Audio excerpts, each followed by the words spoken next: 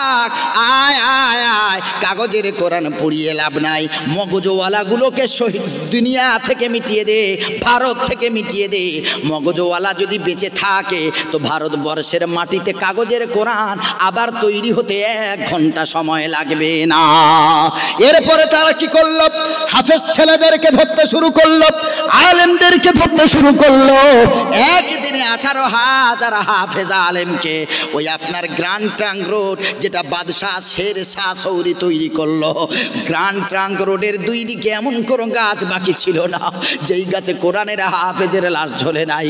অগ্নিকুণ্ডে কোরআনের হাফেজের মায়ের সামনে, বাবার সামনে উলঙ্গ করে কাপড় খুলে নিয়ে কোরআনের হাফেজটাকে অগ্নিদগ্ধ করা হলো, আগুনের ভিতরে ফেলে দেওয়া হলো। ছেলেটা মা মা মা করে চিৎকার দিতে দিতে ওই আগুনে পুড়ে শহীদ হয়ে গেল। মায়ের চোখের সামনে তার সন্তান মা মা মা করে চিৎকার দিতে দিতে শহীদ হয়ে গেছে। বাবার সামনে হাফেজে কোরআন সন্তান আব্বা আব্বা ডাক দিতে দিতে শহীদ হয়ে গেছে। ওরে মুসলমান, সেই সময় কত হাফেজের মায়ের চোখের পানি, কত হাফেজে আলেমের বাবা চোখের পানি। তারা এত হাফেজ আলেমকে তারা পুড়িয়ে মারলো, ফাঁসির কাস্টে ঝোলালো, ফাঁসির দড়িতে ঝোলালো, তারপরেও সেই কোরআন কি মেটাতে পেরেছে? শুধু এই মাদ্রাসা না, সারা পৃথিবীতে যত মাদ্রাসা আছে প্রতি বছরে কোটি কোটি হাফেজ বার হয়।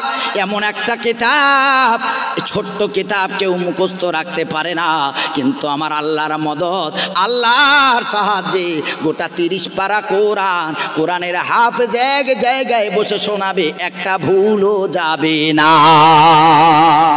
আল্লাহ রাব্বুল আলামিন বলেন, ইউরিদুনা লিয়ুতফিউ নূরাল্লাহি বিআফওয়াহিহিম আল্লাহু মুতিম্মু নূরিহি ওয়ালাউ কারিহাল কাফিরুন। আল্লাহ তাআলা বলেন, তোমরা যদি তোমাদের মুখের ফুৎকার দ্বারা আল্লাহর নূর অর্থাৎ কোরআনকে যদি নিভিয়ে দিতে চাও, যদি তোমরা কোরআনকে দুনিয়া থেকে সরিয়ে দিতে চাও, আমার আল্লাহ বলেন আল্লাহু মুতিম্মু নূরিহি, এই আলোটাকে আমি আল্লাহ পরিপূর্ণতা দান করেছি।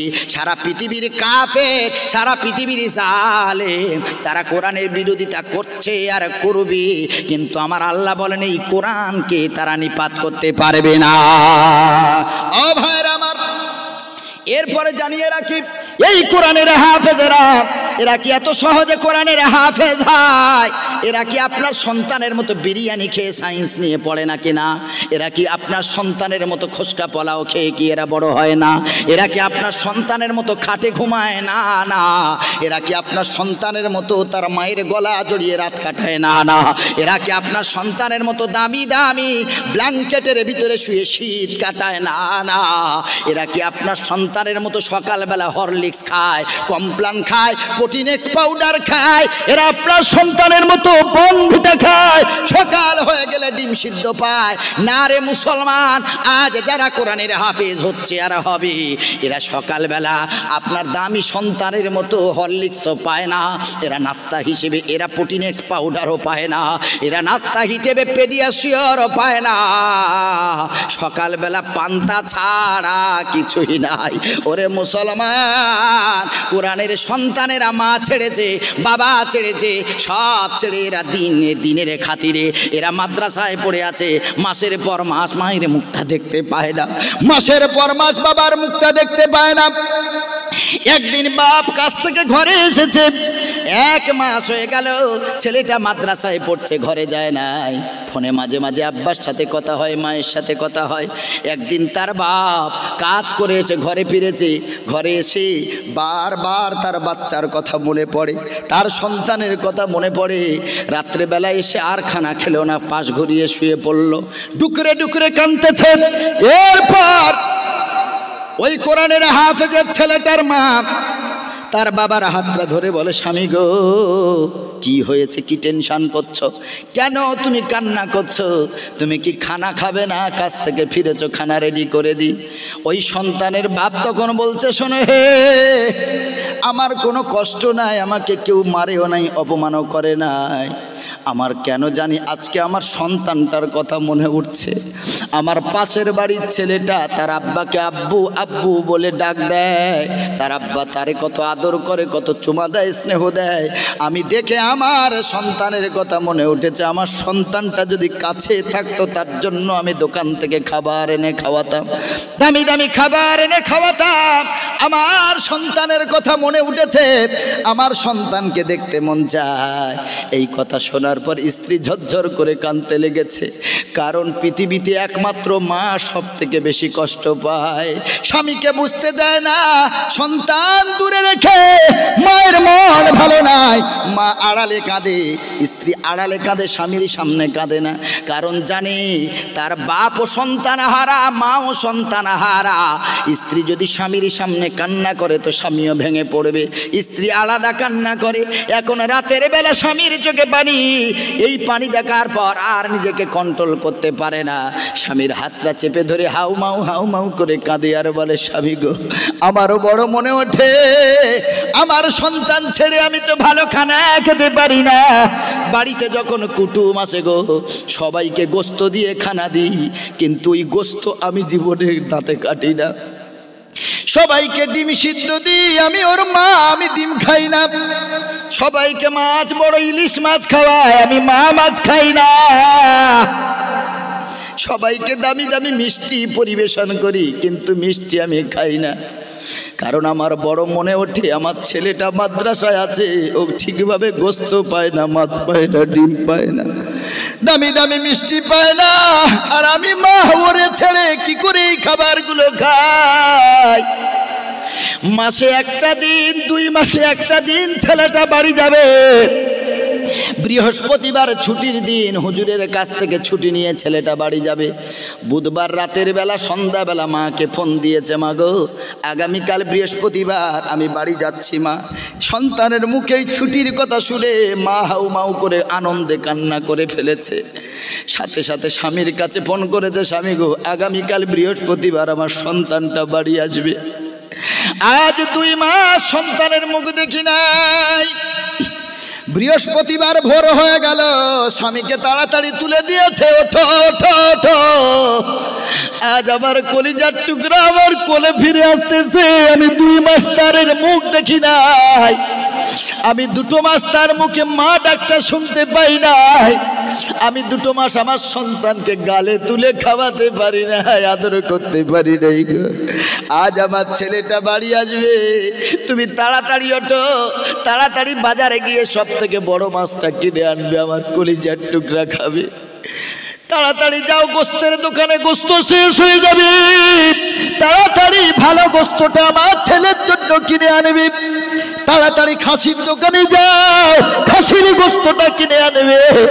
আমার ছেলে ভালো খেতে পায় না মাদ্রাসায়, আজকে আমার ছেলেটা আসছে, দামি দামি খাবারগুলো কিনে আনবে আমার ছেলের জন্য।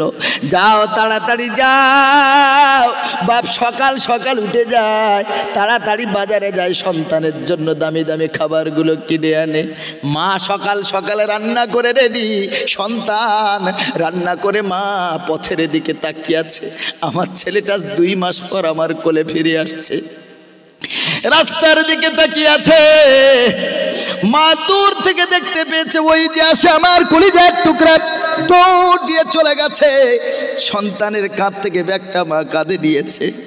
রাস্তায় কারও দেখে লজ্জা পেল না, সন্তানকে মা বুকের ভিতরে জড়িয়ে ধরে যেন কতদিন দেখে না। সন্তানের কপালে চুমা দেয়, গালে চুমা দেয়, ঠোঁটে চুমা দেয়, বলে বাবা রে, বারবার হাত বুলায়, মায়ের চোখের কোনায় পানি। 2 মাস মা তার সন্তানকে দেখতে পায় না। তাড়াতাড়ি সঙ্গে নিয়ে ঘরে আসলো, রান্না বান্না কমপ্লিট। বললো বাবা রে, তুই তাড়াতাড়ি হাত মুখটা ধুয়ে দে। মা তাড়াতাড়ি রান্না করে, ভালো রান্না করে সন্তানের জন্য বেড়ে সন্তানের কাছে দিয়েছে। কিন্তু সন্তান যখন নিজ হাতে খেতে গেল, মা হাতটা ধরে বলে, না রে বাবা, 2 মাস তোর গালে তুলে খাওয়াতে পারিনি। যখন কোনো সন্তানকে কারো মা গালে তুলে খাওয়ায়, তখন তোর কথা আমার মনে পড়ে। তুই যদি আমার কাছে থাকতিস, আমি তোর আদর করে খাওয়াতাম, গালে তুলে খাওয়াতাম। আজ তুই নিজে হাতে খাবি না, যতক্ষণ থাকবি আমি মা তোরে গালে তুলে খাওয়াবো। সন্তানকে গালে তুলে খাওয়ায়, আর মায়ের চোখ থেকে গরম গরম পানি পড়ে, আর দোয়া করে, মন ভরে সন্তানকে দেখে। এরপরে সন্তান মাত্র 1.5 দিনের ছুটি নিয়ে এসেছে। মা সন্তানের সাথে কত গল্প করে, বাপ কত গল্প করে। এবার শুক্রবার মাগরিবের নামাজটা সন্তান মাদ্রাসায় এসে পড়বে। আসরের নামাজের আগে ঘর থেকে বার হচ্ছে। মায়ের মনটা চায় না যে আমার সন্তানটা আমার ছেড়ে চলে যায়। সন্তানটা রেডি, মাদ্রাসায় চলে আসবে। মা কান্না করেছে, সন্তানের সামনে মা কান্না বুঝতে দিল না। মা ছেলেটারে বিদায় দেবে, ছেলেটাকে টাকা পয়সা দিয়ে আদর দিয়ে মা মেন রোডের সামনে দাঁড়িয়ে সন্তানকে গাড়িতে তুলে দিয়েছে। যত দূর ওই গাড়ি দেখা যায়, যত দূর ওর সন্তানকে দেখতে পায়, মা ততক্ষণ ওই রাস্তার ধারে দাঁড়িয়ে এমন করে মুখটা ঢেকে শুধু কাঁদতে থাকে আর কাঁদতে থাকে। মায়ের মনের কান্না, আমার ছেলেটা চলে যায়, আবার কবে ফিরবে, আবার কবে আদর করে খাওয়াবো, আবার কবে ওকে মায়া করব। ও মুসলমান বাবাজি, আজ মাদ্রাসার ছেলেদেরকে, আজ মাদ্রাসার সন্তান অনেক কষ্ট, অনেক তাদের কষ্ট। এই জন্য করে বলে বাবাজি, মাদ্রাসার ছেলের পাশে আপনারা দাঁড়াবেন, কারণ নবী বলেছেন, আনা ওয়া কাফিলুল ইয়াতামা কাল কাহাতাইনি ফিল জান্নাহ। নবী বলেছেন, যারা ইতিমের পাশে দাঁড়ায়, ইতিমকে মহব্বত করে, গরিবকে মহব্বত করে, আমার নবী বলেছেন কিয়ামতের দিন নবী আর যে মহব্বতকারী, তারা এই দুটো আঙুল যত পাশাপাশি, আমার নবী তার থেকে আরো কাছে থাকবে। জোরে বলেন সুবহানাল্লাহ। নবীজি বলেছেন, যারা ইতিমের মাথায় একটা মহব্বতের হাত বুলিয়ে দেবে, তার মাথার, ওই ইতিমের মাথার যতগুলো চুল হাতের তালুতে লাগবে, আমার নবী বলেছেন ততগুলো চুলের বরকতে আল্লাহ, চুলের যতগুলো চুল লাগবে অতগুলো নেকি আল্লাহ তার আমল নামায় লিখে দেবে। কে আছেন এই ইতিমের মহব্বতকারী? কে থাকবেন নবীর সাথে জান্নাতে?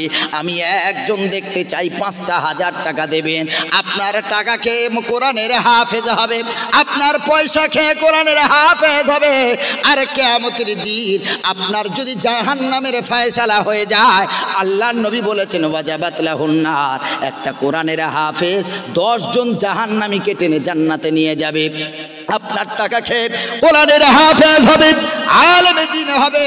আর ওই কোরআনের হাফেজ কিয়ামতের দিন আপনি যখন জাহান্নামে চলে যাবেন, আপনার হাতটা ধরে আল্লাহর সাথে বলবেন, আল্লাহ এই মানুষটা আমাদের জন্য দান সাদকা দিয়েছিল, এই মানুষ জাহান্নামে যাবে আর আমরা জান্নাতে যাব, তা হতে পারে না। আল্লাহ হাফেজে কোরআনের কথা শুনে আল্লাহ আমাদের নাজাতের ব্যবস্থা করে দেবে। একজন কোন যুবক, কোন দাদু ভাই, কোন নানু ভাই, একজন বলবেন, কোন দাদা 5,000 টাকা মাদ্রাসার ইতিমদের জন্য একজনে হিম্মত করে বলবেন, আমি মুসাফির। নবী বলেছেন মুসাফিরের দোয়া কবুল হয়। আজকে ইতিমরা আমার সাথে আমিন আমিন করবে, কোরআনের হাফেজ আমাদের সাথে আল্লাহুম্মা আমিন আমিন বলে দোয়ায় সাক্ষী দেবে। আলেম ওলামাগণ, হাজী সাহেবগণ, তারা আমিন আমিন বলবে, মুরব্বীগণ আমিন আমিন বলবে। একজনের আমিন যদি আল্লাহ কবুল করে নেয়, তার আমিনের বরকতে আল্লাহ আমাদের জীবনের সব বিপদ মুসিবত পেরেশানি দূর করে দেবে। একজন বলবেন, কেউ হিম্মত করে যে হুজুর আমি মাদ্রাসায় প্রতি মাসে 500 করে টাকা দিয়ে 10 মাসে আমি 5,000 টাকা দেবো।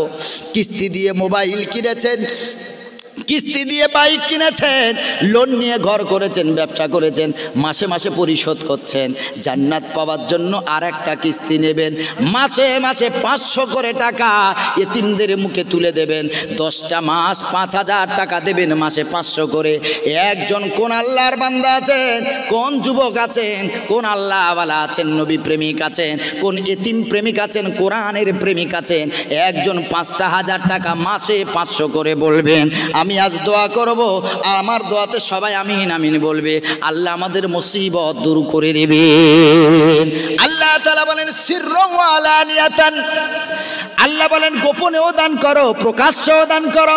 সাররা ইয়াসরা, ধনী হয়েছো তুমি বেশি দান করো, গরিব হয়েছো তোমার সাধ্য মতো তুমি দান করো। দান যে করতেই হবে, কোনখানে দান করবে? তিনতলা মসজিদ, কাজ কিছু নাই, জলসা করে দান করছেন, অথচ মুসল্লির খবর নাই। আর মাদ্রাসার এতিমরা খেতে পায় না, ভালো ভালো খাওয়া পায় না, ব্ল্যাঙ্কেটে নাই, তারা মেজের উপরে শীতের বেলা তারা এই মেজের উপরে ঘুমায়, তাদের খাট নাই, তক্তবোস নাই, কিছুই নাই। এদের জন্য দান না করলে আল্লাহর আদালতে দাঁড়াতে হবে। একজন বলেন যে হুজুর আমি 500 করে মাসে দেবো ইনশাল্লাহ, প্রতি মাসে 10 মাস 500 করে। একজন বলেন বিসমিল্লাহ বলে হাতটা তুলবেন। আল্লাহ আজকে জলসার চতুর্দিকে ফেরেশতারা দাঁড়িয়ে আছে, তারা দেখবে মাদ্রাসার খাতায় এন্ট্রি হবে, ফেরেশতাদের খাতায় এন্ট্রি হবে। আর সুবহে সাদিকের সময় ফেরেশতারা আল্লাহর কাছে আলহামদুলিল্লাহ, নারায়ে তাকবীর, নারায়ে তাকবীর। কি নাম আমার দাদু ভাই? কি নাম বলেন? নামটা বলেন এবং বাড়িটা বলেন। নাম বাড়ি। জলসা কমিটি একজন মাঝে যান, একজন মাঝে যান, গিয়ে যারা নাম বলবেন ওইখানে গিয়ে বলেন, ওটা ভালো যাবে। একজন কেউ ওঠেন, নামগুলো পড়াবেন। কি নাম বললেন আব্বা? মনসুর গাজী, মনিরুল গাজী, মঞ্জুর গাজী। আলহামদুলিল্লাহ, মঞ্জুর মানে তো কবুল হয়ে যাওয়া, সুবহানাল্লাহ। আচ্ছা মাগো বলো দেখি রাত্রি কেন কালো, আরে সূর্যি মামা কোথা থেকে পেলো এত আলো? ফুলগুলি সব নানা রঙের কেমন করে হয়? পাতাগুলি সবুজ কেন ফুলের মতো নয়? দুধ কেন মা এমন সাদা, মরিচ কেন ঝাল? আর আমগুলি সব পাকলে পরে হয় কেন মালাল? চিনি এত মিষ্টি কেন, তেঁতুল এত টক? আর কাল হয়ে এত কোকিল কেন, ফর্সা কেন বক? গাধার কেন সিং গজায় না, ঘোড়ার কাঁধে ঝুল? কলা গাছের হয় না তক্তা, তাই কি সৃষ্টি ভুল? মরবো জেনে কোকোনাস কেন তৈরি করে চুলা? আর গান গেছে আগুন ধরায় এমন আত্মা ভোলা? কিউক পাখির নাই রে ডানা, কেমন খোদার শান? ঘোড়া কেন দাঁড়িয়ে ঘুমায় বলো আম্মি জান? পশু কেন কয় না কথা, মানুষ কেন কয়? বললাম আগো এসব এমন কেমন করি হয়? নারীর কেন গোব গজায় না, মুখে হয় না দাড়ি? নারীর কেন গোব গজায় না, মুখে হয় না দাড়ি? গলার সুরে মধু ভরা, বুকে দুধের হাঁড়ি? সকালবেলা ঘাসের ডগায় শিশির কেন ঝরে? আর জল বিচুটি লাগলে কেন গা কুটকুট করে? বাঘের কেন বাচ্চা হয় 12 বছর পরে? বাঘের কেন বাচ্চা হয় 12 বছর পরে? আর সিংহ শাবক জন্ম নিলে শূন্যতে লাফ মারে। নারায়ে তাকবীর, নারায়ে তাকবীর।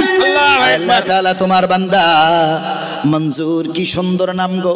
রব্বুল আলামিন প্রথম নম্বরে 5000 টাকার ওয়াদা করেছে। আল্লাহ তুমি তার দানকে কবুল করে নাও, ওয়াদাকে পূরণ করার তৌফিক দান করো, হায়াতে দারাজ করো। আয় আল্লাহ তাআলা যদি কোনো রোগ বিমার থাকে ভালো করে দাও, ফ্যামিলিতে যারা অসুস্থ আছে সুস্থতা দান করো। ও মাবুদ, চাষে বাসে খেতে খামারে ব্যবসা বাণিজ্যে আল্লাহ তুমি উন্নতি দাও, বারাকাত দাও, হালাল রুজিতে বারাকাত দাও, হালাল ইনকাম করার তৌফিক দাও। তার আব্বা জান, আম্মা জান, দাদা দাদি, নানা নানি, আত্মীয় স্বজন যারা অন্ধকার কবরে বিদায় নিয়ে চলে গেছে, আয় আল্লাহ দানের ওসিলায়, এতিমদের ওসিলায়, কোরআনের ওসিলায়, দয়ার নবীর ওসিলায় আয় আল্লাহ তাদের কবরটাকে জান্নাতের টুকরা বানিয়ে দাও।